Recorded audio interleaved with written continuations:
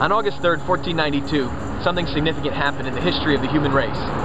Christopher Columbus and his men left the shores of Europe and traveled west to find what they hoped was India, but they soon discovered a new world. It was a world that had not been tapped by the authorities of Europe. When they returned back to Europe, he told the leaders of Spain and many other nations that it was an incredible place.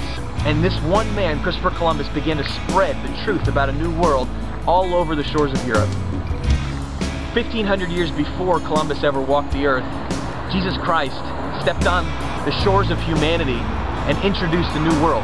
He introduced a world that had principles, that had a kingdom, that had truth, that was greater and grander and larger than anything the human race had ever seen. And he came to explain who God was. And he came to lead us right to God. Now here we are 2,000 years after that event, and many of us have lost the reality of that kingdom. We've lost the truth that there truly is a kingdom that we can't see with our eyes. See, when Jesus stood before Pontius Pilate, one of the most powerful men of his day, he looked at him and he said, "Sir, my kingdom is not of this world." He lived for a reality. He led an army that you couldn't see. And see, today, in the midst of all of our pop culture, in the midst of all of our political debates and all of our social events, we've lost the reality of what it means to follow an eternal kingdom.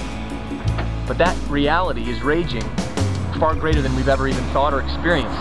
The war is still happening, just most of us have lost touch with it. But it's time that we rediscover the war, and that we are reawakened to the reality of an eternal kingdom.